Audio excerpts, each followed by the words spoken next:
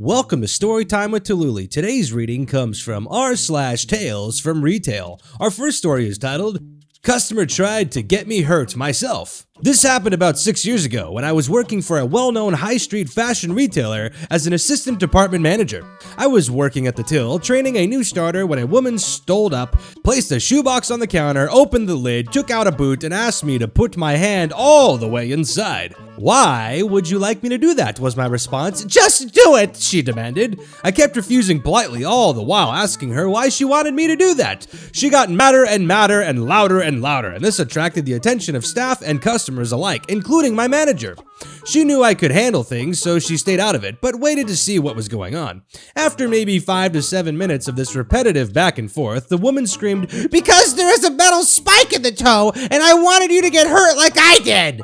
So you're telling me that because of a manufacturing defect that caused you pain, you thought it was okay to try and bully me into getting hurt too?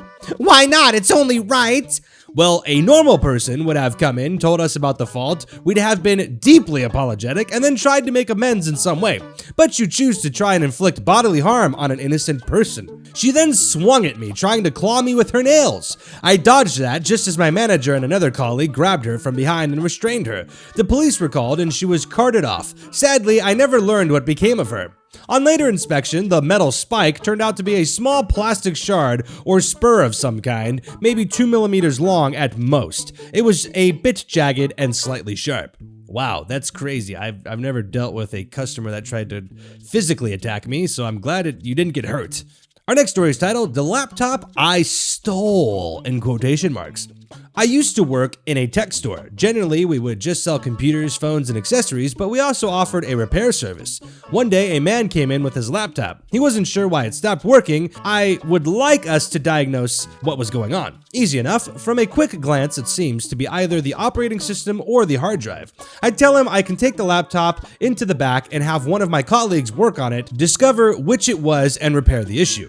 He seemed pleased with us, but less pleased with the fact that it would take 5 to 7 working days, particularly busy because of all of the schools and colleges were getting additional funding for new computers and laptops. A lot of them were coming in taking up loads of our time. Nevertheless, he agreed and signed the paperwork necessary for us to accept his laptop into the back. He then left with the laptop. I attempted to stop him, but as he was so busy, I wasn't able to get to him in time.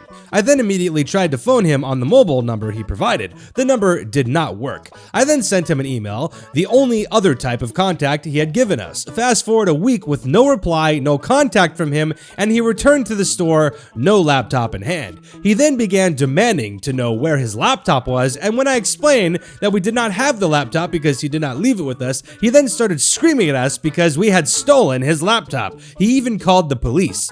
My manager and I were quite happy to stand there smirking at him whilst waiting for them to arrive. When they did, we simply showed them the footage from last week of him walking out with his laptop. He then again started screaming at us for framing him, and he was then promptly frog-marched out of the store by the police. On our system, tickets for repairs can only be closed once you have a confirmation signature from the customer. Thus, we never got his closing signature. To this day, that ticket is still open in the store. This was 5 years ago. Wow, that sounded like the guy was trying to scam you from the beginning. And yeah, luckily it didn't work out. That's why camera footage is important for businesses. Our next story is titled, I was just accused of price gouging. Uh-oh. So I work at a grocery store as the grocery department manager. I'm over dry grocery, dairy, frozen, and natural foods. As you all know, these last 2 weeks have been absolutely insane for grocery stores. We're out of a lot and it's taking a while for things to get back in. We're finding alternatives to give our customers something to buy, even if it's not their usual choice. One of these is water. When crap really started hitting the fan, the first thing to go after toilet paper was multi-pack water. It became increasingly hard to get our brand in, so I got with my Coke/Dr. Pepper/Pepsi vendors and had them bring in the national brands. The next day, an angry customer approached me. "So, I see you guys have no problem profiteering off of this emergency." He said this loudly with an accusatory gotcha tone. What do you mean? I asked him, genuinely confused. Yesterday your water was $2.99, today it's $6.99. Well, sir, this isn't the water we normally— I can't believe you guys would jack your prices up like this. I'm calling the— He turned to his wife.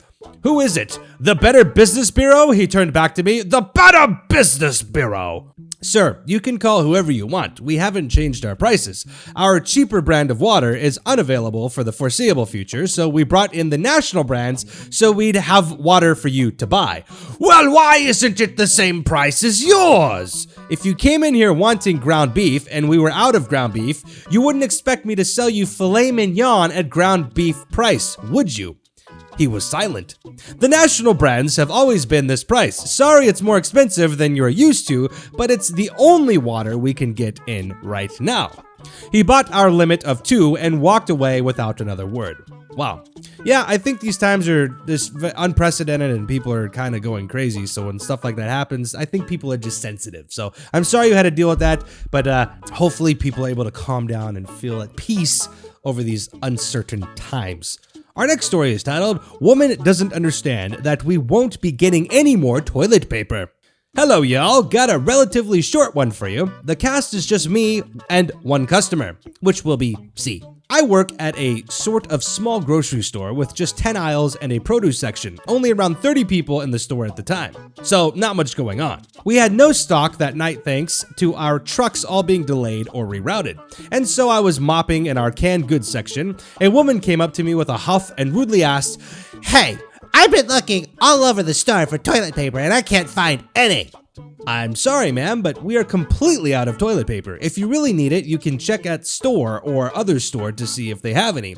I already went there. They didn't have any. They said you did. So where is it on the shelves? I'm sorry, ma'am, but they must have told you wrong. We don't have any and haven't for a day or two. Scoffs! Impossible! Go and check the back. I'll wait right here. So I smiled and plodded to the back to be greeted with the empty room where our stock pallets would normally be. I waited a couple seconds, then turned around and went back to her. Well, where is it? I need brand in 24 packs. Again, ma'am, I'm sorry, but we don't have any toilet paper. I don't know when we will get more in. Our trucks are being delayed, and furthermore, much of our product is on back order. Well, I still need brand soap. Standing, smiling, awkwardly wanting her to just leave. You're not gonna go get it? I just said we don't have any. I'm sorry, ma'am, but you'll have to come back another time. You can't be serious. This is the only day I have to shop. Sorry, but we just don't have any more. Cutting me off. Stop giving me that excuse. Where is it? Fine. It's a few sections over. Middle shelf on the left. Good luck. Finally, thank you. I'll just get it myself. She then walked away as I went back to cleaning my section. For a moment there was silence, then an exasperated gasp and quick footsteps approaching me. I braced myself. As she rounded the corner, I strained to wear my best smile. I can't believe you telling me wrong. I'll just take my business elsewhere. She then stormed out of the building and I haven't seen her since. Thank goodness. It's been a couple days and we still don't have any toilet paper. Thankfully, our local chain retailer got whole pallets of it in, but none for us. Hopefully, all of you in the comments have had better luck. Wow, I'm sorry. It sounds like people are going nuts out there, but at least you don't have to deal with her anymore, and hopefully she was able to get her toilet paper so she could calm down. Our next story is titled, Employees Lose Their Entire Career Over $3,000 Worth of Jewelry. So this story will be a little different than most, as it doesn't revolve around a customer, but around hired employees within the company I work in. Without disclosing too much information, I work at a store franchise as a cashier, among other small jobs around the store. I open the store relatively often, or at least work early in the morning. We also hire a cleaning company to clean the store with their industrial equipment, and they are also employed by a few other large franchises to clean. To avoid doing it in front of the customers, they come in the middle of the night and have their own key and alarm code to enter. To kind of stage this story, I should talk about a smaller incident that happened a day before the main incident happened. A coworker and I were talking about how all the jewelry in our display had sold out, about $3,000 worth, and we were wondering who had bought that much jewelry. Turns out our store cleaners were caught on camera stealing the jewelry in the middle of the night, at least $3,000 worth. On top of that, we realized they have been stealing for years. So now there are years worth of camera footage to look through to calculate how much they actually ended up stealing, as my company is suing them. I'm assuming if it adds up to more than $5,000 worth of product, they will also be going to jail for theft over $5,000. Also, of course, our company informed their other employees, so it is more than likely they have lost all their contracts, and who knows if they were stealing from them as well. Personally, I don't think the amount of jewelry is worth your entire career and income, but what is done, and now they have to face the consequences of their actions. It's unfortunate because I have met and spoke to them on multiple occasions, so I know them quite well. I never imagined they were capable of doing something like that. Ooh, that's crazy. You give the opportunity to people and sometimes they're gonna take it. Unfortunately, that's just how the world is, but that's why you have security footage. Hey! Well, that's it for today. Thank you all for hanging out. I hope you enjoyed. If you did like this video, please consider liking it. And if you like these types of videos, please consider subscribing and hit that bell for notifications so you know when the next video comes out. If you'd like to join our Discord, the link's in the description below. We have an amazing community and it's a lot of fun. Also, all of my other social media links are in the description if you'd like to follow me on other places of the internet as well. So thank you all for your continued support. You're absolutely amazing. This is a fun channel to operate and I'm glad you're enjoying it. So with that being said, we'll see you next time.